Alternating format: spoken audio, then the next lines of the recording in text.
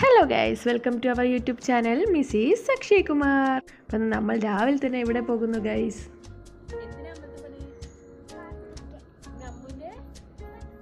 അപ്പോൾ നമ്മൂൻ്റെ ബർത്ത്ഡേ ആണ്.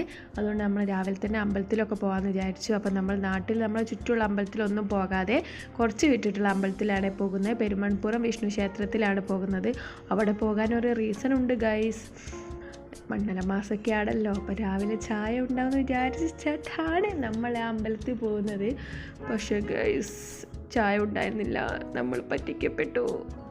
നമ്മൾ വിചാരിച്ചതാട്ടോ ചായ ഉണ്ടാവുമെന്ന്. വീട്ടിലുണ്ടാക്കാനുള്ള മടി കൊണ്ടൊന്നുമല്ല, അങ്ങനെയൊന്നും നിങ്ങൾ വിചാരിക്കരുത്.